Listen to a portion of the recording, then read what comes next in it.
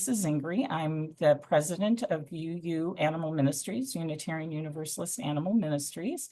Probably most of you on the line know who we are, but we're an international organization that works primarily with Unitarian Universalist congregations.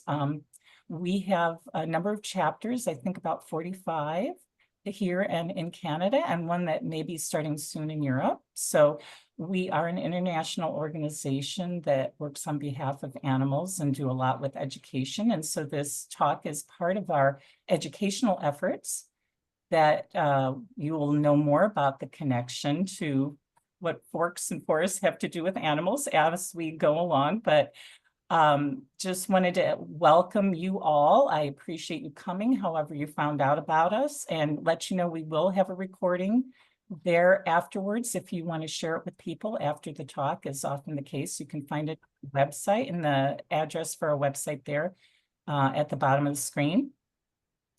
And now I think, unless there's general housekeeping questions, I'm going to turn the presentation over to our two presenters, Nicola and Anna, and let them go ahead. They're going to take over from here. You'll hear a little bit about from me later, but they're going to take over now.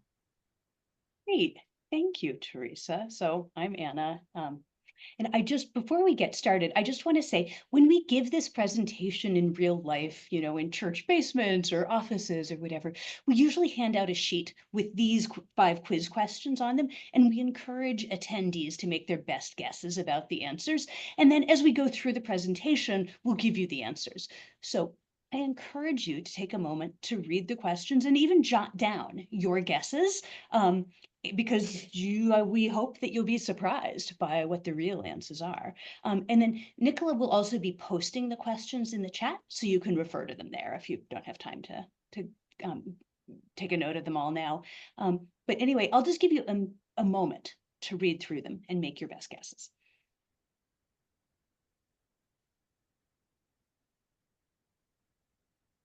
And just so you know, I didn't introduce our presenters, but they're going to be doing that themselves as we get into things. So you'll know more about our two wonderful presenters that are friends of mine from the organization where I work, Compassionate Action for Animals. So we know each other from there, and I've heard this presentation before and thought you all would appreciate it. Great. Well, thanks, Teresa. So now we will do introductions. So I'll go first, and then I'll hand over to Nicola. So my name is Anna Larsson. I live in Minneapolis, and I'm a member of multiple climate organizations. And I'm also the mom of 2 teenagers, and I work in the business world. And I've always been an environmentalist, and I'm also an animal lover, and became vegetarian when I was 13. And about 15 years ago, I became completely plant-based, which means I stopped eating all animal-derived products, including dairy and eggs. And as I've done more research on the food we eat, I became aware of the connections between animal agriculture and environmental degradation, including climate change. And I wondered, why didn't I know about this? Why isn't anyone talking about this? I'm an environmentalist. How could I not know? So this talk is my way of sharing some of what I've learned. Thanks, Anna. I'm Nicola Philpott. Thanks to Teresa for inviting us to speak today. As you can probably tell from my accent, I'm originally from the UK. I moved to Minneapolis 17 years ago when I got a job at the University of Minnesota. And I worked there for a few years, and then I had kids, and I took a career break to look after my kids at home. And my original plan was to go back to teaching after they started school. But while I was at home looking after my kids, I learned about climate change, and I realized it was the biggest threat to my children. And so instead of going back to teaching, I decided to become a full-time volunteer for climate organizations. And so for the past 8 years, I've been a group leader of my local chapter of Citizens Climate Lobby, and I've also volunteered for other climate and environmental groups too. And but our talk today is not affiliated with any of the groups that we volunteer for. I'm here because I hear a lot of concern about climate change and people wondering what they can do to reduce their personal carbon footprint. And what I can say is that for the past 8 years, the cheapest and easiest and most effective climate action that I've taken is to transition from eating meat every day to eating only plants. And this also aligns with my values of treading lightly. When I found out that it takes 4 times as much land to feed a person that eats meat versus a person that eats only plants, it was pretty clear to me that I should transition to eating a plant-rich diet. And if most of us did this, it would free up a lot of land, so we'd be able to plant trees, reforest, rewild, and increase our biodiversity, which is another environmental issue right now. And so what we're going to do today is, Anna is going to talk about the connection between our food system and climate change and environmental degradation. And then I'm going to talk about how I transitioned from eating meat every day to eating all plants. So this talk is about fighting climate change. And when I'm in the same room as the audience, I usually ask for a show of hands. Who uses a zero carbon energy source like solar panels or wind energy, or who drives an electric car or a hybrid, who's installed a heat pump? And there are always some people who are doing some of these things, and sometimes there are people who are doing all of those things. And those are all great actions to help the climate, and we need to be doing it all. But in this presentation, we're going to be making the case for why you should become a reducitarian. You need to eat less animal products, a lot less, to help fight climate change. We aren't talking about Meatless Monday levels of reduction, because that's not going to cut it. The Lancet is the British equivalent of the New England Journal of Medicine. It's a respected, thoroughly peer-reviewed scientific journal. And a few years ago, they commissioned a report to determine how humans should be eating for healthy bodies and a healthy planet. And their study, the Eat Lancet report, found that Americans are eating over 6 times more meat than our fair share for a healthy planet. So that means Meatless Monday won't cut it. We'll have to flip it to Meaty Monday and make that the only day all week that you eat meat. And I'll be upfront, I'm vegan, and I would love it if you became vegan too. But even reducing your meat consumption and leaving the occasional animal-based food in your diet is a huge help. And so I'm not trying to take away your bacon or your Danish pastry or whatever it is that you love.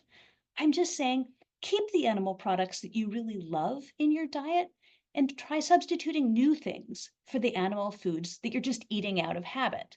So when you're having a salad, try swapping the chicken you usually put on it for chickpeas, maybe. Okay, so here we go with the very first quiz question. Humans make up about 1/3 of the mammalian biomass on Earth, and our livestock makes up just under 2/3. So that leaves just 4% for wild mammals. And when you cut out ocean mammals, we're down to just 2%. So all those elephants and deer and hippos, their mass pales in comparison to our cows and pigs. And it's a similar story for birds. Over 70% of avian biomass is farmed poultry. Animal agriculture takes up a lot of land and resources. Half of US land is dedicated to animal agriculture. So now let's start by talking about the climate impacts of our diet. That is, its greenhouse gas impact. If we electrify everything and completely eliminate fossil fuel use right now, today, without changing how we feed ourselves, we'll still have over 1.5 degrees Celsius of warming. And I know we're very close to that number right now, but even if we aim for 2 degrees of warming, we won't make it with the way we're eating today. And there are 2 climate impacts from the way we raise food. First, our agricultural system, especially animal agriculture, is a significant contributor to greenhouse gas emissions. And this is usually what gets counted in the official statistics we hear. And the second part that we often overlook is that we're missing out on the greenhouse gas sequestering properties of healthy forests and soils by misusing them. And again, this is primarily done in support of animal agriculture. So you can see from this chart, agriculture accounts for about 1/4 of direct global emissions, and animal agriculture accounts for more than half of that. And while we are figuring out ways to reduce our greenhouse gas emissions from other sectors, like electric vehicles or renewable energy, our food production system is stubbornly hard to impact. The emissions just keep going up. Animal-based foods account for twice the emissions of plant-based foods, despite the fact that animal foods make up a fairly small portion of the human diet. If everyone were to adopt a plant-rich, low animal product, reducitarian way of eating, we could cut our emissions from the food sector in half. And this isn't enough to get us all the way to where we need to be, but it's the biggest lever we can pull in the food system. So keep reducing food waste, but to have the biggest impact on emissions from your food habits, cut way back on your consumption of animal-based foods. And here's another way to think about the volume of emissions from your food. Your food consumption accounts for about 25% of your personal emissions, and home energy use accounts for about 20% of your emissions, and cars and transportation are a little bit less than that. So thinking about the emissions associated with your food is just as important as thinking about electrifying your home or your transportation. So we all know that beef is notoriously bad for the planet. But did you know that producing a pound of beef adds 40 times more carbon to the atmosphere than burning a pound of coal? And by the way, that's the answer to the second quiz question. And it's not just about beef. A pound of shrimp costs us 10 times more carbon than coal. Cheese is 9 times. Pork and chicken are 4 or 5 times. Can you imagine that? Your family's chicken dinner is the equivalent of burning 4 pounds of dirty coal. And by comparison, a pound of lowly dried peas, another great protein source, creates just 1/3 the emissions of coal. So all in, animal agriculture accounts for up to 20% of greenhouse gas emissions. And cow burps make up half of the climate impact of beef, for example. And land use is the other half of the problem. And this includes soil degradation, which I'll get to on the next slide, manure management, and fertilizer for feed crops. And on top of that, there's the energy used for farm machinery and transportation and refrigeration along the life cycle chain.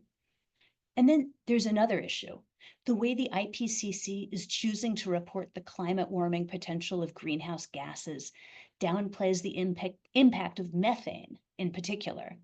The IPCC takes a 100-year view, but methane degrades relatively quickly, like over a few decades. So if you look at the impact of methane emissions in the first year it's in the atmosphere, its impact is 100 times greater than carbon dioxide. So using this analysis, methane accounts for about 40% of the climate change that we're experiencing right now, those mega storms and tornadoes and droughts. And I should say some estimates put methane's share as high as 70% of the impact that we're experiencing right now. So let me say that again, 40 to 70% of the climate change that we're experiencing right now is due to methane. If we stop putting so much methane into our atmosphere, we can buy ourselves more time to clean up the excess carbon that we also have. So that's a huge amount of our current problems that can be taken care of quickly by capping leaky oil wells and reducing the other major source of methane, animal agriculture. What this tells us is we have to stop eating so much meat and dairy. When you eat animal products, go ahead and make sure they're sustainably raised, but much more importantly, eat much less of them. And again, I'm not talking meatless Monday less, I'm talking a lot less. So now let's talk about land use and its impact on the carbon in our atmosphere. About half of what is now grazing land was forest in 1800, and the percent is higher the further back in time you go. And so it's not fair to say that animals are just grazing on lands that we wouldn't be using for anything else anyway. When forests get cut down for grazing land or cropland, much of the carbon that's stored in the trees gets released. And over time, the rich soil degrades, which releases more CO2 into the atmosphere. On top of that, there's the opportunity cost that we have from not having trees available to store more carbon. Where we used to have a forest that was growing and sequestering carbon each year, now we have degraded soils that are slowly leaking carbon and require fertilizer to produce. And nitrous oxide, which is a big component of fertilizers, is another extremely potent greenhouse gas. Earlier, we talked about the steps that some people are taking to reduce their own personal carbon footprints, like driving an EV or using solar energy, for example. So if you're taking steps to reduce your personal carbon footprint, eating much less meat and dairy should be high on your list of actions. So please reduce your flights, switch to an EV and install rooftop solar if it's in your budget. And for goodness sake, eat less meat. The great news about reducing your animal product consumption is that you can start doing it today.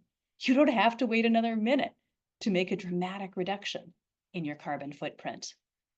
And another point that's worth remembering is that if you live with other people, switching your whole household to reducitarian will have 2 or 3 or 4 times this impact. And that really adds up. Now, let's move on from climate change and carbon dioxide emissions and discuss other ways animal agriculture is damaging the earth. Let's start with land use. Animal agriculture and forests each make up a little more than 1/3 of the Earth's habitable land.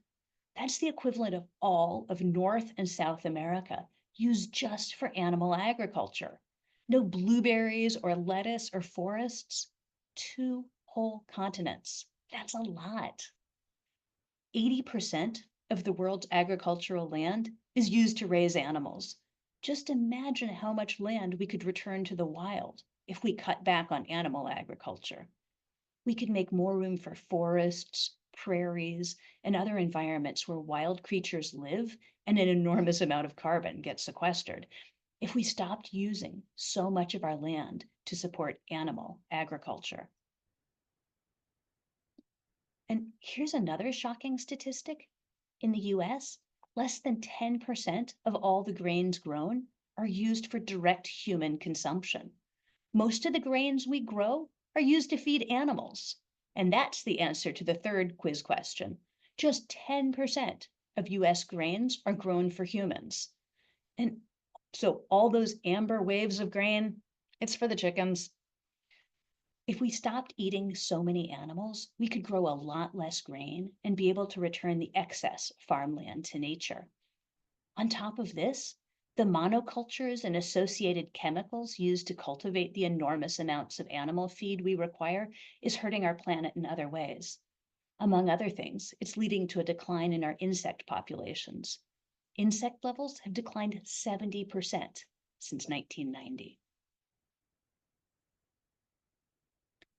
And now let's talk about deforestation. You won't be surprised to learn that cattle ranching is the biggest cause of deforestation in the Amazon. 75% of Brazil's deforestation is driven by cattle ranching, and this meat gets exported all over the world. And if you live in the US, big agriculture has made it illegal to require a country of origin label on your meat, so you won't know if you're buying beef from deforested land.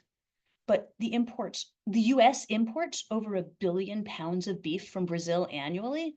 So chances are good that if you know someone who eats beef, you know someone who's contributed to the destruction of the Amazon. And it's not just Brazil. Cattle ranching throughout Latin America is a big contributor to deforestation across the region. And now let's turn to soy. Throughout Latin America, about 20% of deforestation is driven by soy. And while the active cutting of the Amazon for soy production has stopped in Brazil, it continues in other countries. And even in Brazil, farmers continue to grow soy in areas that used to be rainforest less than 2 decades ago, and that could be reforested. And don't go blaming tofu-eating vegetarians for deforestation. Most of that soy is used for animal feed. Actual nutritious human food made from soybeans, like tofu and soy milk, accounts for just 7% of the soy grown in the world. We don't need to cut down the Amazon to grow that amount of soy. Bottom line, the vast majority of the soy grown is used to feed animals. If we stopped growing food for farm animals and focused on growing food for direct human consumption, we could return huge amounts of deforested land to nature. And now let's look at water consumption. Half of the water needed to support an American's lifestyle is used for meat and dairy. Whatever steps you take at home to conserve water pale in comparison to the amount of fresh water used for one meal's worth of meat. And I should point out, it's not that farm animals are incredibly thirsty. Most of the water is used to grow crops to feed the animals. So like in this picture, often the feed crops are grown in areas that need to be heavily irrigated. And here's the answer to the fourth quiz question. You could shower every day for 6 weeks to equal the water needed to produce a quarter-pound hamburger. And that's not even a big hamburger by American standards. Make it a double, add some special sauce, add a couple of slices of cheese on it, and you're approaching 6 months of showers. And I get that the water you use in your home probably comes from a different aquifer than what your food used. Still, around the world, we're draining our aquifers much faster than they can be replenished. For example, the Ogallala Aquifer supplies much of the water in the western US, where a lot of our meat comes from, and it is severely depleted. And you've probably also heard about how the Colorado River is drying up. Here too, much of the water is used to grow crops to feed animals. I live in Minnesota, so let's zoom into what's going on in my state to talk about water pollution, or water pollution, as I like to call it. And I should say this is representative of what is happening not just in the US, but around the world. In Minnesota, a state with about 5.5 million people, we have 50 million farm animals. And those are mostly in CAFOs, confined animal feeding operations, or intensive factory farms. We have 2 million cows and 9 million pigs and lots of chickens and turkeys. And a cow makes about 25 times the poop of a human, and a pig produces 10 times the waste of a human. So in Minnesota, our farm animals create as much manure as almost 100 million people. And have you ever heard of a sewer for animal waste? No, that's not a thing. Animal waste is stored in lagoons, like the purple ponds in this picture, and sprayed on fields. But the land can't absorb such an intense amount of nutrients, and the excess ends up running off into streams and rivers and polluting the water table below ground. And there have been recent stories about unsafe drinking water in southeastern Minnesota. And this is due to the very high amount of nitrogen coming from intensive animal agriculture in that region. And this is a problem that exists throughout our state and across our country, and even around the world. 96% of Minnesota farming counties have nitrogen runoff above recommended levels, making their drinking water unsafe. 96% of farming counties. And the pollution doesn't stop at our borders. Excess nutrients change the ecology of rivers, causing mass fish die-offs. And when the polluted river meets the ocean, the excess nutrients cause massive algae blooms that kill ocean life. And I want to be clear, I don't blame the farmers. I blame our ever more powerful industrial agriculture system. Farmers are beholden to the enormous power that these companies have. Farmers feel like they can't farm the way they want to and the way they have for generations before. The current industrial agriculture system demands farmers participate in intensive animal agriculture. So now we'll leave the land and look at our oceans. We have just 1/3 the population of large ocean fish that we had 100 years ago. And that's the answer to the fifth question on the quiz. And this is a really dramatic chart from England that shows the decline in the quantity of fish there since about 1900. And UK fisheries used bottom trawlers during the time period that's highlighted in blue. They stopped using bottom trawlers in 1982. And bottom trawlers, by the way, are boats that scrape giant fishing nets along the ocean floor, scooping up everything in their path. But you can see that the fish populations haven't rebounded in the 40 years since bottom trawlers stopped being used. And this is just one example in one location, but you can see the irreparable harm that overfishing causes. And then there's ocean pollution. You've probably heard about the Great Pacific Garbage Patch. 80% of it is made up of fishing nets and other garbage from commercial fishing and aquaculture. You can't avoid damaging the earth by switching from eating land animals to eating sea animals. So there you have it. We've made our case for why you need to eat a lot less animal-based food. I have not seen a single credible climate scientist who says, yeah, we can just keep eating as much meat as we always have. The earth can handle it. That study doesn't exist. So I hope you're now thinking about what changes you can make in your own diet to make it more earth friendly. And if you're like many people, this feels like a big ask. You might be wondering if you can negotiate this, just make some minor changes on the margin. You know, how about if I just... So let's go into that. Okay, so how about if I just eat sustainably harvested fish? I'll look for the Monterey Bay Aquarium label, then I'll be okay. Let's talk about what sustainably fished means. I did a deep dive on this issue as I was preparing this presentation. We've lost 2/3 of our large ocean fish over the last 100 years. The sustainable label just means that we aren't losing more of the targeted commercial fish species being studied, like tuna or cod. It doesn't mean that we're building those populations back up again. The sustainable label also doesn't take into account our ocean ecosystem as a whole. It's a commercial fishing term that just counts the fish that people like to eat. Populations of marine mammals and slow to grow fish species like sharks and rays are plummeting at these levels of fishing. And here's a story I find telling. In the Gulf of Gulf of America, after the Deepwater Horizon massive oil spill disaster, the fish populations actually increased.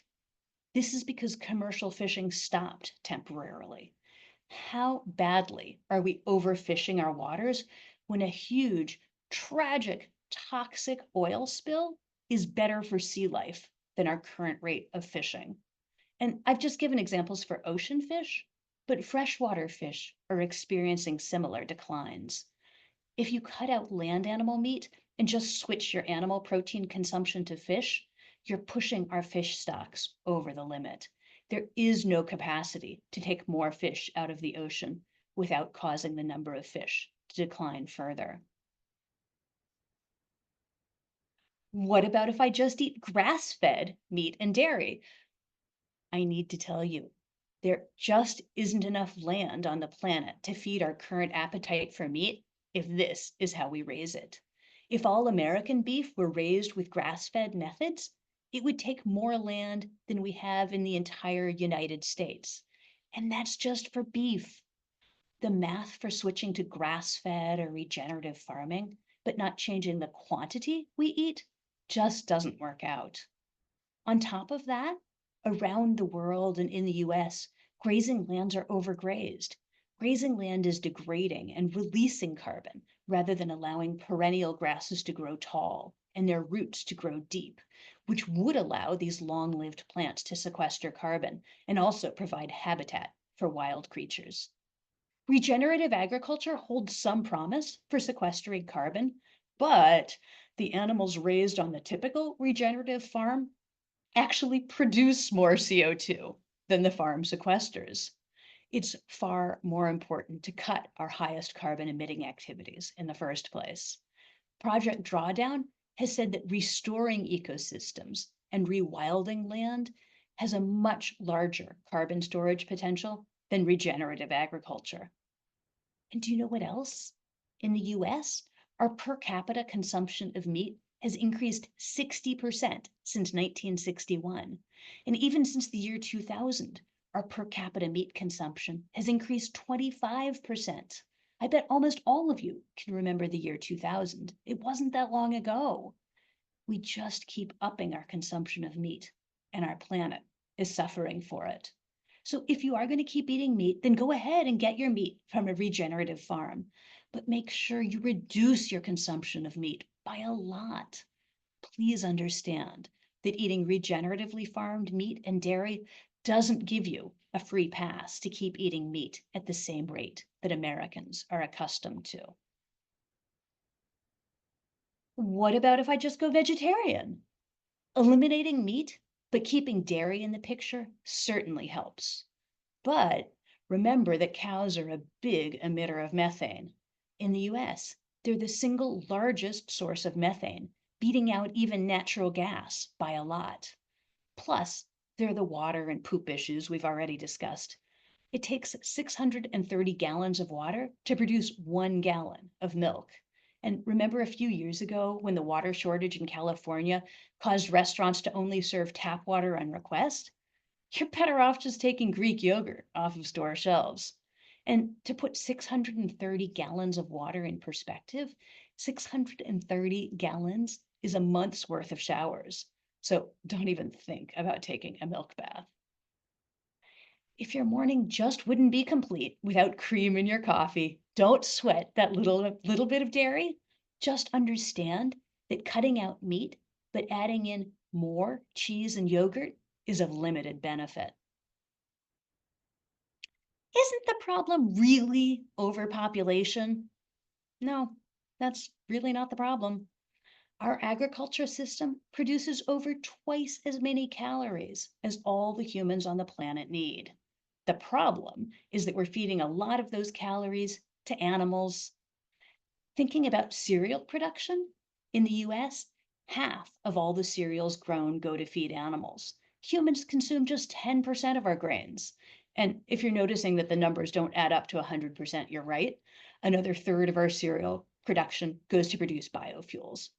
So going down this path a little further, just 3% of the calories we feed to cows end up as beef. And that's a huge amount of inefficiency.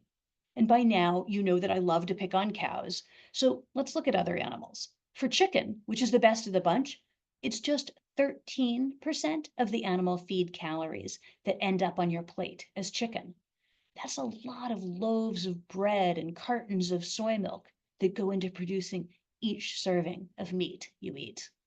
So if we cut back, way back, on our consumption of animal products, we would be able to feed everyone and return a lot of land to nature.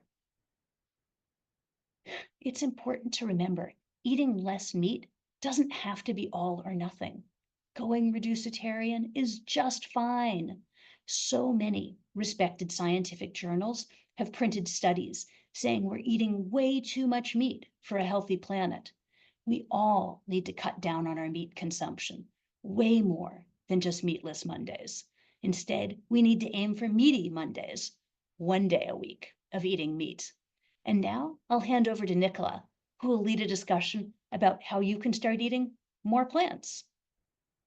Thanks, Anna. So I'm going to talk about how I transitioned from eating meat every day to eating all plants. And so when I first became alarmed about the climate crisis and environmental degradation, I rushed out and I bought a share in my local community solar garden, and that provides all the electricity to power my home. And then I went to Washington, D.C. to advocate for effective climate legislation. And I organized a solar array at my kids' elementary school. And I also went vegan. And then since then, I've organized lots of public education events about climate change. And I've bought an electric vehicle, an induction stove, and a heat pump to heat and cool my home.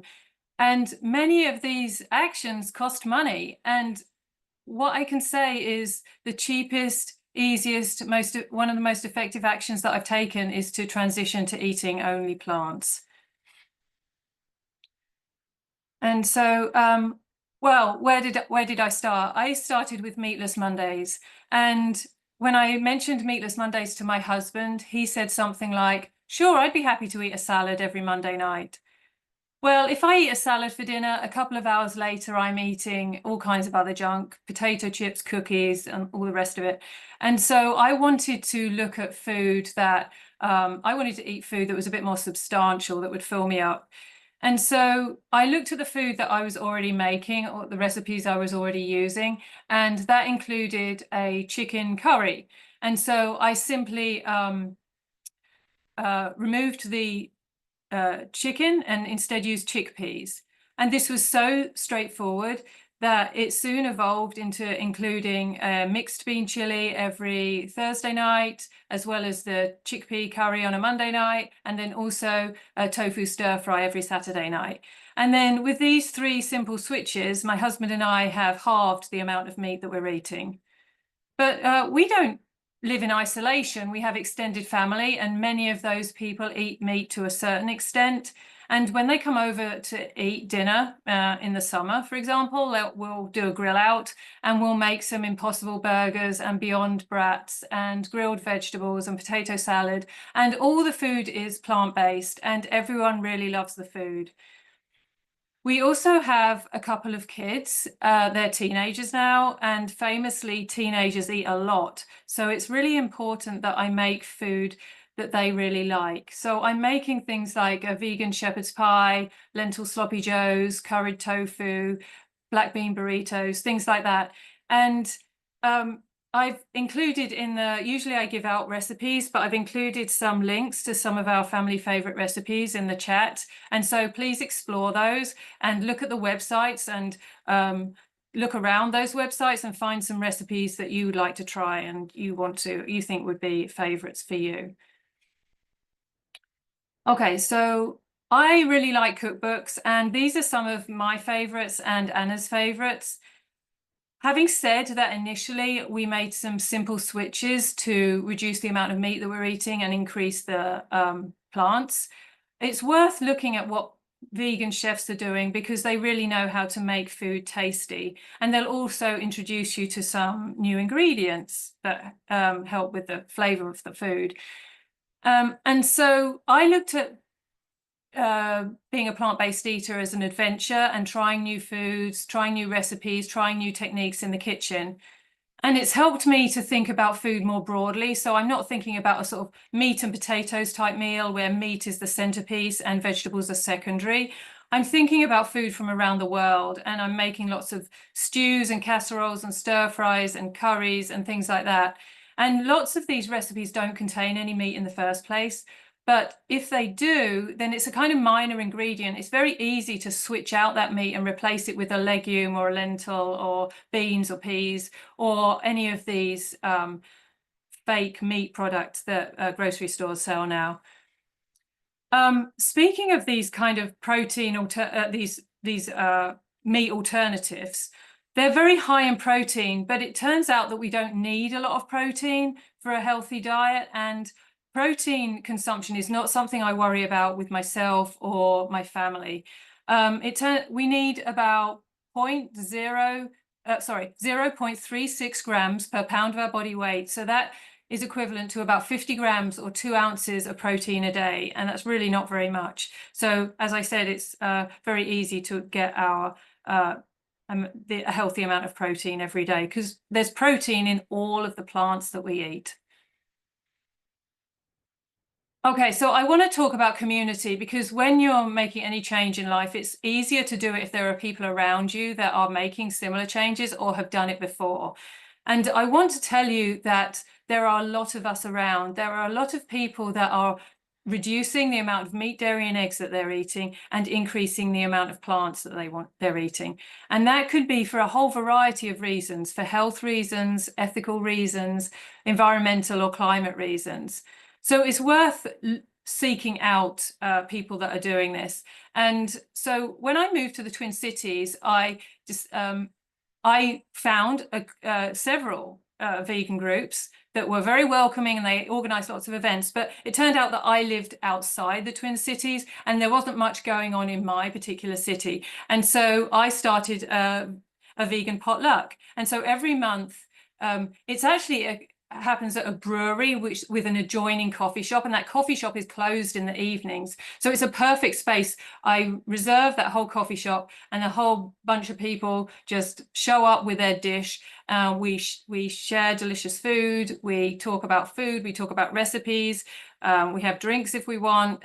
It's a very relaxed, fun, comfortable environment that kids come, older people come. It's a whole range of different people, and we have a nice time. So I'd like to encourage you to do that kind of thing. If we were in person, I'd encourage everyone in the room to organize frequent vegan potlucks every month or two.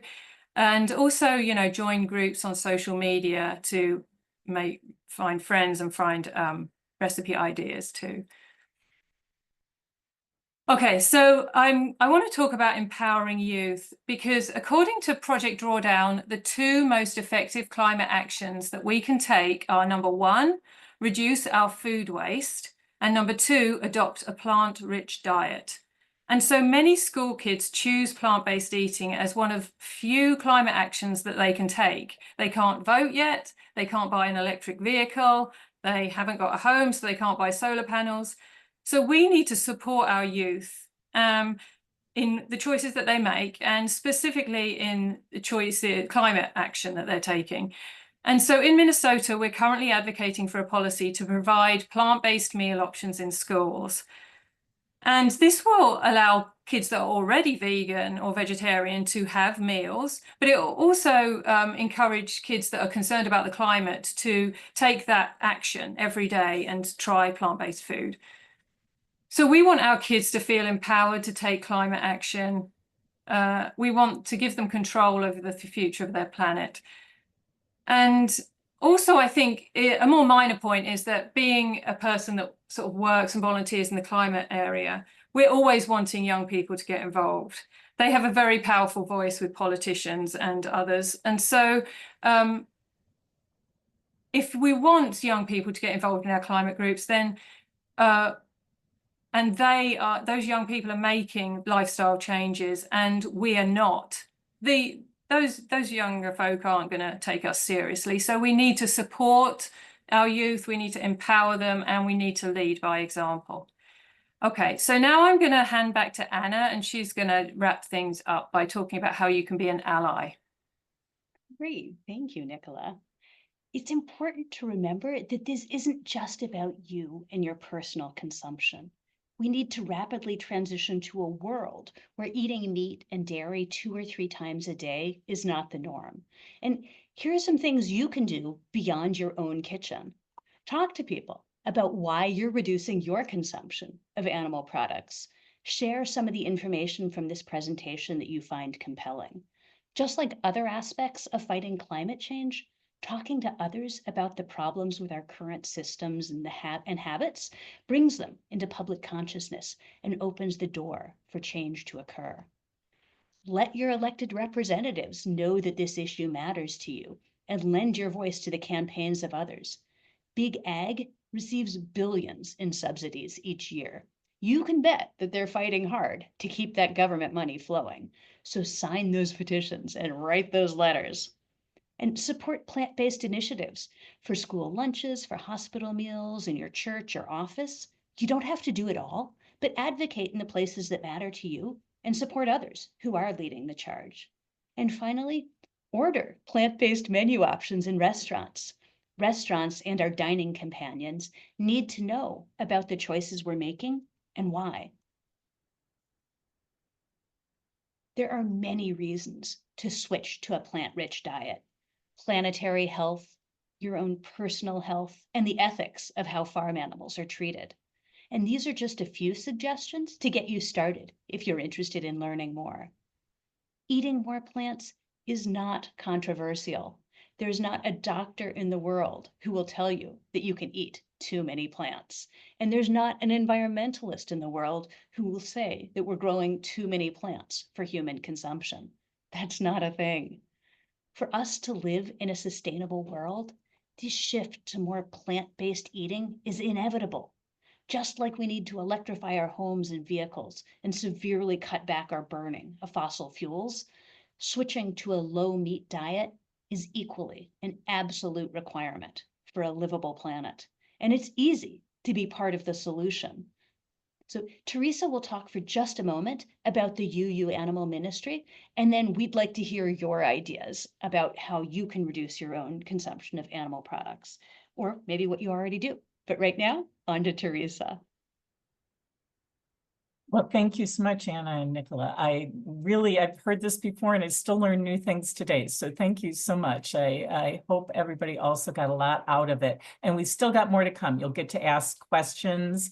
There are some questions that have been in the chat. So you guys might, Nicola and Anna might want to take a look at that. One is about the cost of plant-based foods and some more about protein and land use. So check those out. But anyway, I just want to do a brief little bit of information about UUAM itself, the organization that's sponsoring this, in case you aren't aware of us. Many of you are, but you can sign up for our monthly newsletter that has a lot of facts about animals and news. So sign up for a newsletter at that URL that's there. If you would like to get involved as a volunteer, starting a chapter for your congregation or whatever, you can go to info@uuam.org. Our executive director, John Millspaugh, who is here on our meeting today. And when we stop sharing, you'll be able to see his picture. John is the one that will be responding to you when you email that. So please do contact us because John will be able to help you out and get you the answers you need. And then also you can support our work. We are a nonprofit and we are looking for financial support. You can go to this URL and donate to help support our work. And we would really appreciate that. It does take money to do all the things that we do, like hosting these regular talks. We have some ongoing programs like a pet loss grief group. We have annual celebration and blessing of the animals ceremony, lots of other workshops. And as you said, we sponsor chapters. We do grants for chapters. We also have sermon awards for sermons about animals. So we do a number of different things. And I don't want to take up more time because I know you're here specifically about that, but we would appreciate some support for our work. So now, of course, feel free to leave at any time, but we have a chance for you to ask your questions. So if it didn't get answered, please do chime in. And I see that John put some of the links in there that were on that slide. So thank you, John, for doing that. So in the chat, you'll see those. So thank you. And on to the questions. And I think Anna and Nicola are going to be the ones that are responding to questions and kind of taking it back from me here. But I think there's a couple ways you can do that. Are you going to explain that, Anna and Nicola, how they can raise their hands? Please do, at least for now, while there's still a lot of folks here. If you've got questions, comments, suggestions, anything you want to share, please raise your hand and then we'll call on you. We'll try to read through the chat too, but it's kind of a lot to balance. So if you put something in the chat and you're able to raise your hand, please do so and we can talk about it. And I just do want to acknowledge, it seems like we have a group there from St. Petersburg. So welcome to the group that's there. And we also, our furthest individual is from Africa that's with us.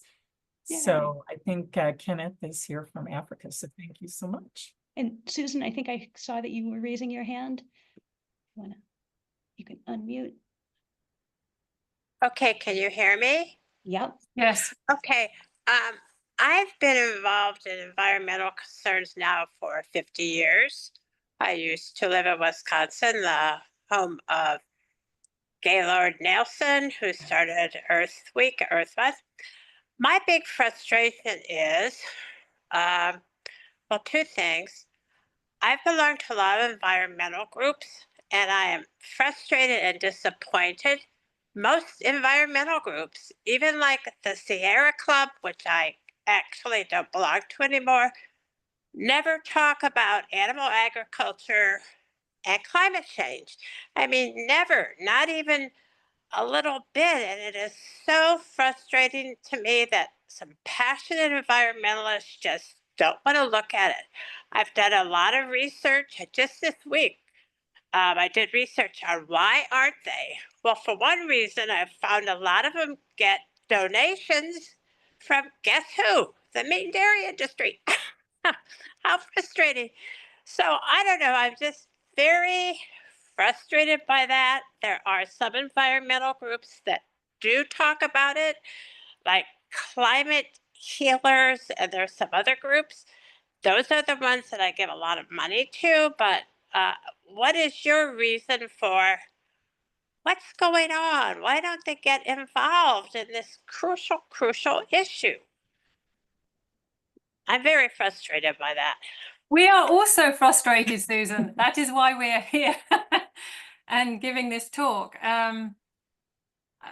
Yeah, it's frustrating to me. I find that environmentalists sometimes want to tell other people what to do, politicians and the like, and don't want to make a lot of changes themselves.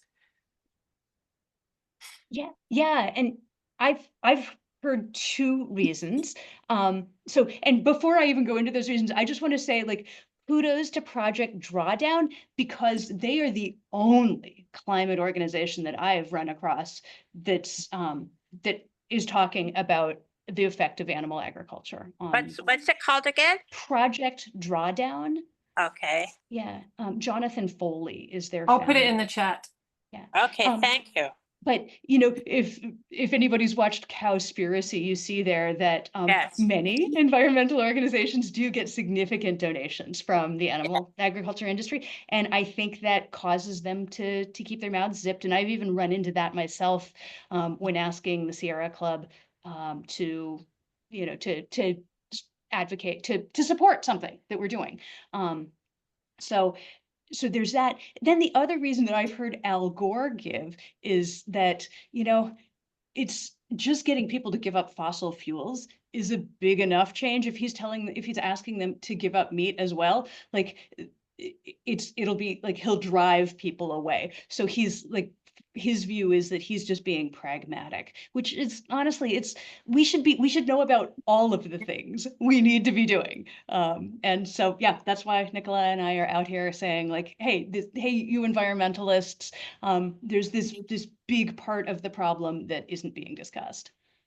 Yeah, we want to know about all the solutions because different people find different solutions easy or more difficult, right? And personally, I found transitioning to plant-based eating much easier than other things.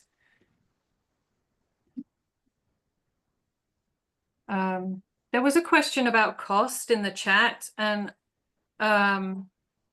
yeah, I could read it. I think it was just saying, like, doesn't it cost a lot to be vegan? It says, I can't see Americans changing up their diet unless it is much cheaper on their grocery bill. And I think there is data to say that it is cheap. You can eat a very cheap vegan diet. I don't have the data at my fingertips. Yeah, I think we have to show people, we have to hold their hand through the math, because face it, Americans will not change. They won't. They will not change unless it affects their wallet dramatically. I can't think of any other way to get them to get a movement, you know, where you have a lot of people changing from eating all this meat to a plant-based diet. And the other thing is that it has to be easy and convenient, or they won't do it. I mean, we are in a situation, you know, this group, right? We have the time, the wherewithal, and the money to cook good stuff, to plan our meals. But there are many, many people who are dirt poor. They're rushing day in and day out to make ends meet, to do the bare minimum in meal prep. And they do not have the wherewithal, the time, or the money to make a big change without a whole lot of hand holding on their diet. So, you know, I've known all this information for years about this, you know, like Project Drawdown and the effect of meat eating, but unless we really start thinking about how to get people to change, that is what we got to work on. How do you get people to change their diet? That's the hard part. Something that might help is that if we had more plant-based options in institutions and maybe plant-based by default, that kind of thing, so that people have to ask for meat in their meals. You know, the default option is a plant-based option. But you know, if you go to McDonald's and your veggie burger is cheaper, if it's half the cost Yeah. of your Big Mac, then people are going to go for it. They're going to say, "Oh, let's try this." And if it's more expensive, they're never going to touch it. And if it's the same cost, very little adoption. That's the kind of signal I'm talking about. So you're talking about removing the subsidies, which is a political Right. act, right? That's And a real problem. That is going to take a grassroots effort from people like us to speak to our politicians and to take action first. Politicians won't do anything unless there's a groundswell of support. So that's what we're trying to encourage people to do. Although I will say that even without, even with the subsidies in place, it is still cheaper to open a can of beans and throw that on your salad than it is to have, meat or eggs. So just making sure that people know that, hey, it's healthy and cool to have the plant alternatives. All right, other comments, questions? I'm seeing a lot of people know a lot about what's going on in this area. Yeah, Ray. Hello, everybody. Yeah, I'm become aware just recently of some research that's a retired climate scientist named Gerard Wedderburn Bishop. He used to work for the Australian government as a scientific advisor, and he's published in November something that's very relevant to this presentation, that the accounting that the climate establishment is used to measure deforestation has been net accounting. Every other sector measures gross accounting, what emissions are created by this sector. And the forestry sector is being granted credits to, if you're cutting down here and growing something over there, then that's not being measured. It's automatically being deducted in the reporting process. So he published in a esteemed climate journal in November, and then in February he published again connecting this deforestation miscalculation to illustrate how animal agriculture is the leading cause of climate change. And again, this is not just somebody publishing online. This is in a peer-reviewed journal. So this is something that's he's been talking to people involved in the carbon budget.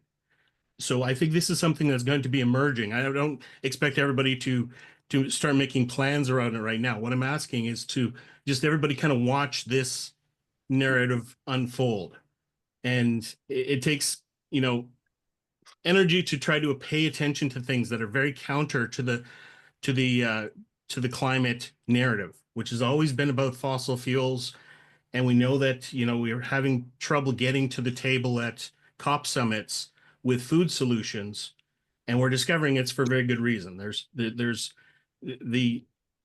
A lot of this evidence is just kind of unfolding. James Hansen published something in January that really changes the landscape of how carbon, especially methane, should be counted. So I'll put a link to the paper in the chat. But I just wanted to ask, how does our tactics change if we discover that animal agriculture is double the impact that we thought it was, or triple the impact?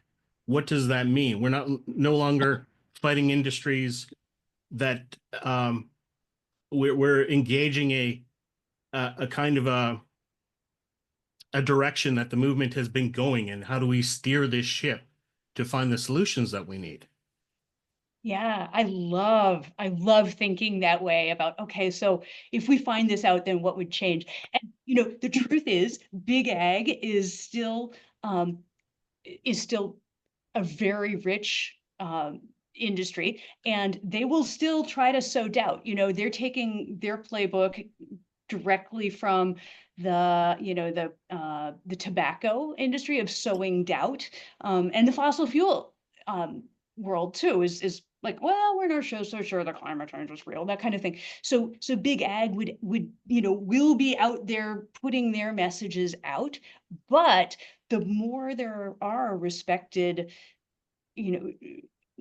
journals saying, no, this is real, yeah, that convinces a few more people that to think about this issue. And the way Nicola and I are thinking about giving these talks is, marketing works not the first time you get the message, but when you hear the message repeatedly. And so we're trying to prepare people for like, hey, we need to be thinking about the climate impacts of our food, and especially animal agriculture.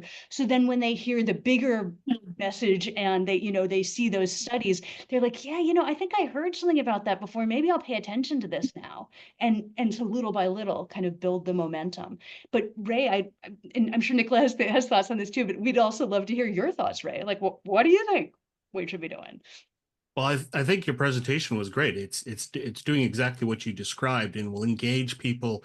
And your illustrations, the graphics, and everything are very easy to follow, and that's important because I mean, I'm a vegan. I've been vegan for 10 years after watching Cowspiracy, and I'm now the director of the International Vegan Film Festival. I just thought I'd just throw that plug in there, but this is me giving back to the awareness campaign. You have to get people aware. Somebody asked earlier, how do we get people to change? We're studying a book right now called Change, How to Make Big Things Happen, by a sociologist named Damon Centola.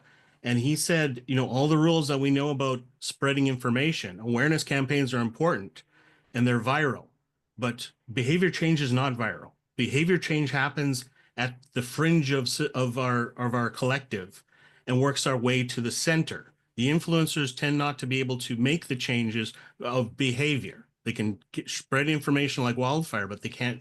It's actually groups like this, small groups that meet on Zoom, that meet in kitchens, and we are a tight network that change the understanding, and that contagion spreads more like he describes it as a snowball effect rather than a firework effect where all the information goes out.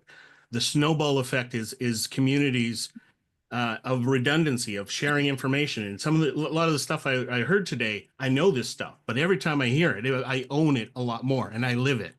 And then people see me living it. And that's how society changes. That's how behaviors change. And they go, Ray's vegan. He's, for his reasons, but hopefully they become other people's reasons once they start to make these connections. Yeah, and so if you make it known that you're vegan and you follow this lifestyle, then people that start to question eating meat, dairy and eggs, and they know who to come to. They know that you're there and that there's a sort of community available to them to reach out to and make connection. And I think now with the current political situation everywhere, it's really important to build that community. Absolutely. This is something I discovered in 2016. I'm Canadian actually, but I watch American elections, of course. And sometimes you see the doors close on policy, and you just double down on community and build the community that and look for different options. The policies will follow, but I don't think the policies ever follow in the face, like against the tide of, in this case, meat lust. Where we just are amidst countries that are absolutely focused and convinced that meat is essential. And I think the COVID pandemic proved a lot of things about how fragile that industry actually is. I mentioned a book called Meatonomics. David Robinson Simon breaks down the meat industry and the subsidies And of course, it's exactly the same paradigm as fighting fossil fuels. You got to get rid of those subsidies. They're called perverse subsidies because you don't subsidize, you don't collect money together and support industries that harm us. It's perverse, but it's happening. And it sometimes has to get more perverse until people really see it and you pull back the curtain on it. And that's, I would say, one thing that's happening right now. There's a lot of curtains being pulled back at this moment. A lot of the power structures that are keeping things in place are being revealed, and a lot of things are going to break in the next few years. And it's terrifying, but it's also an opportunity to build back better. All right, Rebecca, it looks like you've got a question. Thanks, Ray. You're muted. Rebecca, Thank you. Thank you for this talk. I appreciate it. I usually, when I talk about going vegan and not part way. And so, I had to kind of let myself let that go and listen and learn from you. And I really did. I really appreciate it. And one of the questions that I have is, if you have any statistics on anybody who has judged how much only eating meat on Mondays would impact. See, we have Dr. Rao did a paper where if the world went vegan and we gave all that land back, we could reverse climate change. So that's all, but it doesn't necessarily correspond if you do half. And so I don't know. I'm looking for that kind of information. What if we just did so much? Because I think that people do want to know, well, if 20% of us, if 50% of us went vegan, then we could at least, save the rainforest or something. So if you have any information like that, I'm interested in that. I once heard somebody say that if everyone in the world did Meatless Mondays, there would be 1 million vegans on the planet. It would be equivalent to that, right? And there aren't 1 million vegans on the planet right now. So if, I believe in having Meatless Mondays as a stepping stone, but people don't stop there. I mean, that's how I started. I didn't realize my end of the journey would be veganism. But as I entered the realm of eating plant-based food, I learned about the ethical issues related to eating meat, and that triggered me to speed up the process of moving towards a plant-based diet. Thank you. Do you have a name for what you call it when you're eating meat only on Mondays? Oh, because a cute name like Meatless Monday comes off the tongue, but really we want meat only on Monday. Yeah, that's what, yeah, I called it Meaty Mondays, but Thank you. Meatful Mondays. yeah. Yeah, thanks, Rebecca.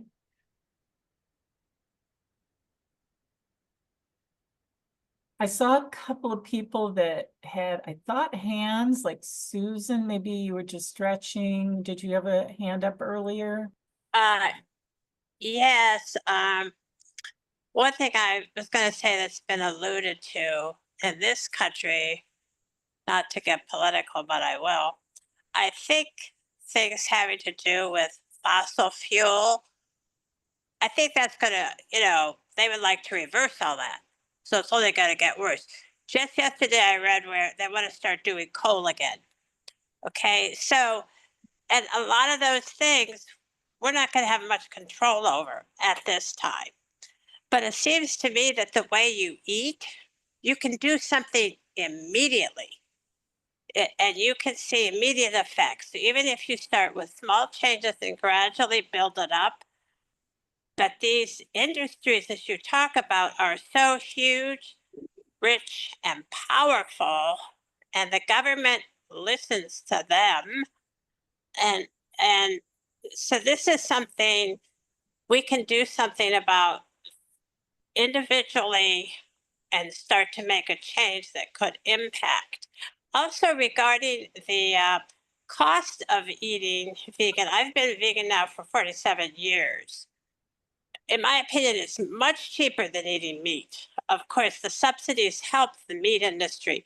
I mean, if you're eating a lot of grains, if you're eating a lot of beans, just recently I have pets who have to feed meat, and one dog is sick, so I had to start getting her hot dogs to get her to eat her pill. I was like shocked by how much hot dogs cost. I thought, oh, gosh. And I was looking at all these meat products and I thought they are much more expensive than what I spend on beans and grains. And yes, it is cheaper at some of these fast food places because again, it's those subsidies which the plant industry doesn't get, unfortunately. I would say about subsidies, I was thinking about this when Ray was talking as well, and that is that the fossil fuel industry still do get subsidies, but I believe that we are making good headway towards clean energy, and despite the subsidies still going to the fossil fuel industry. And so I'm not going to stop advocating for eating plant-based food just because there are subsidies. I mean, you just have, like you said, you have to take your own personal action. And actually, I went vegan in 2016 when I was just distressed about the political situation in the world, and I just did not know what to do. And just sort of realized that I have to remove the bit of misery I'm causing, or some of the misery that I'm causing in the world. So that's why I went vegan. And so I'm hoping that if we can give that sort of idea to other environmentalists by giving these talks.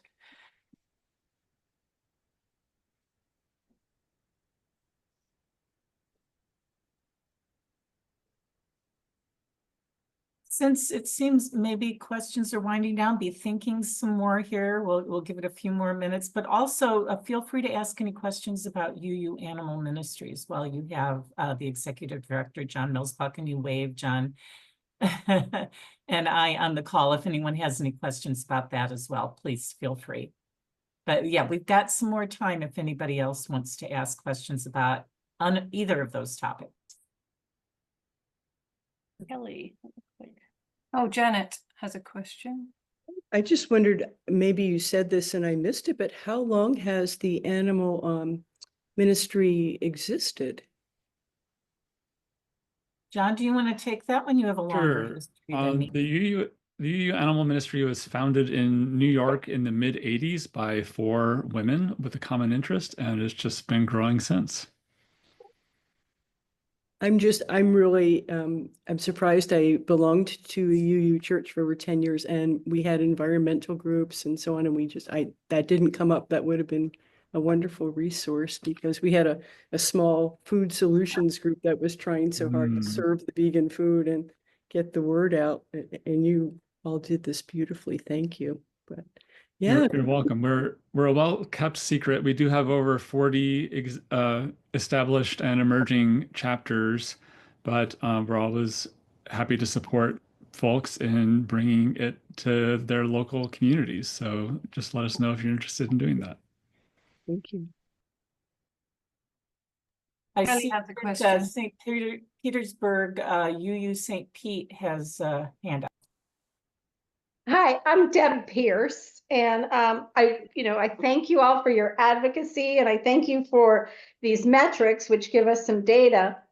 But all of the messaging and all of the data collection is not going to counteract the lack of access in local working class communities to foods that would enable a vegan or a plant-based lifestyle. Also, there's a lack of education. There's a lack of history and culture in regards to eating in this lifestyle. So it's a very multifaceted issue as far as I see in getting people who are on the lower income brackets the tools that they need to adopt a vegan or plant-based lifestyle. So as long as there is a profit motive in this fast food smoked little sausage in a package. You know, you've seen them when you've stopped to get gas at the 7-Eleven markets, because some of these communities, that's their only access to food, these food deserts. And, you know, as long as that is all people are able to access, that's what people are going to eat. I mean, who doesn't want to be healthy? Who does not want to help lower the carbon so that our planet lasts a little longer once they're educated into that? No human is going to say, no, I prefer to eat meat. It really is about access to the healthy plant-based foods for most people. And that's probably just my observations from wandering around the world. That's all I have to share. Thank you.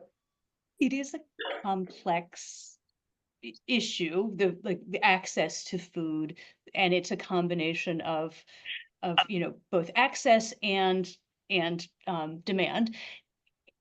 And yeah, there aren't easy answers. On the other hand, I want to point out that actually the largest segment of the fastest growing segment of vegans is African Americans.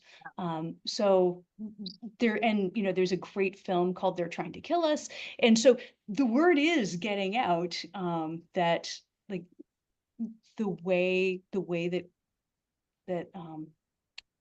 to eat healthy, you know, you need to eat something other than packaged meat. There are ways you can help with this. There are vegan food banks here in the Twin Cities that people contribute to, and I organize a program that provides plant-based meals at a shelter for people experiencing homelessness. So, you know, we do what we can within our circle, right? Within our reach. Rebecca, you have a question?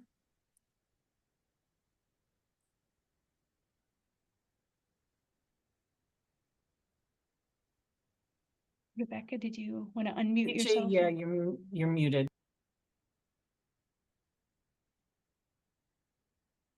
Looks like maybe you're having technical problems now that you're in your car doing the unmute. That could be. Well, if anyone While else- you're trying to do that. Oh, go ahead. There she is. Okay. So thank you. I just was going to let y'all know that one of the things that our church does, and I'd be glad to share more about it, is we have a place that serves the people who don't have homes and need food. And our church used to serve once a month any kind of food that they came up with. But after the pandemic, the vegans of us said, let's start in right now and start a group called Food Healers that was already around. It's already been going on in LA and other places. And so we only serve plant-based foods. And people were a little bit concerned at first. And I think we did have one person who said, oh, you don't have any meat, then I'm not interested.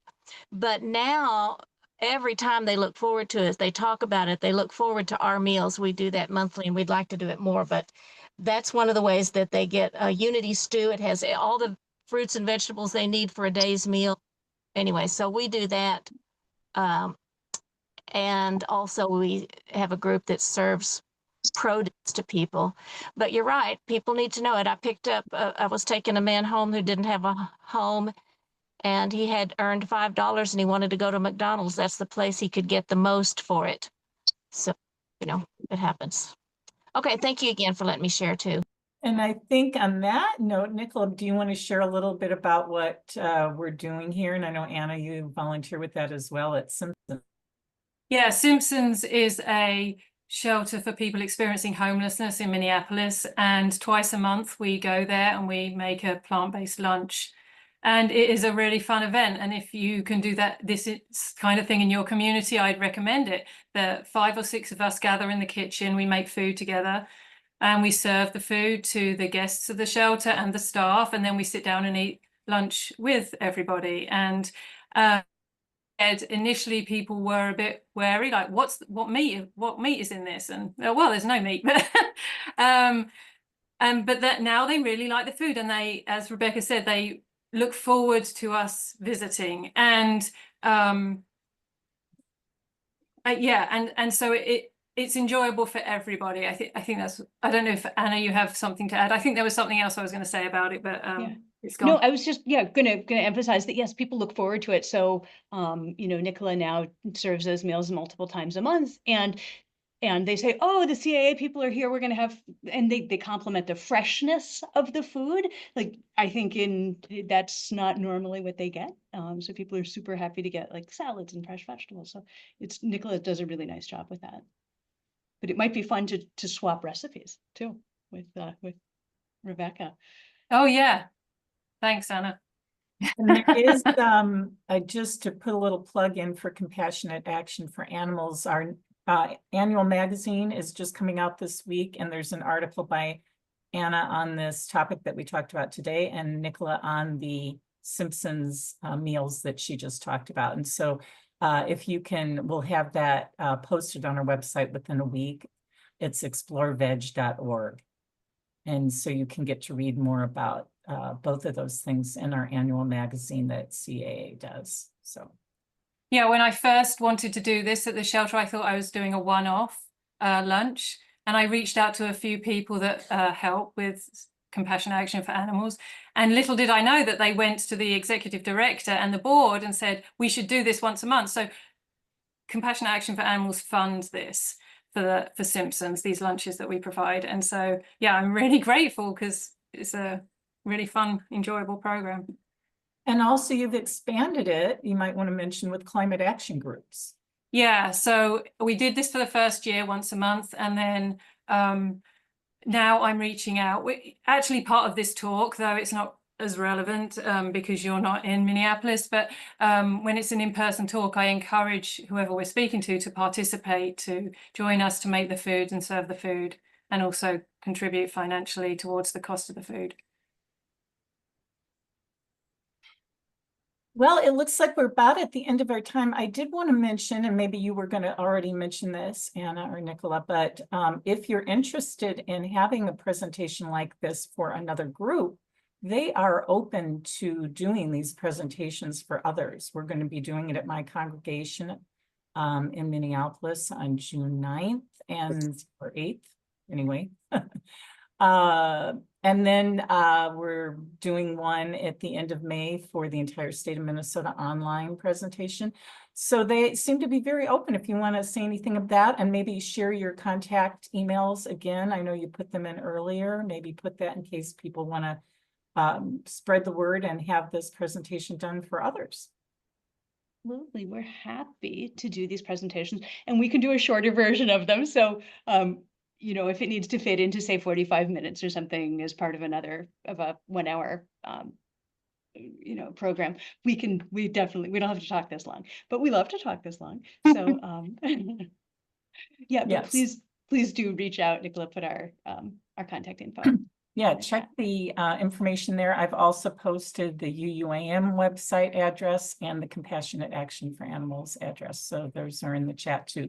So check those out. So we just have a few minutes left to the end. Any last questions, burning issue here before we go? Because we want to wrap up by 4:30. Susan, maybe? Or... Is this specifically a UUAM for Canada?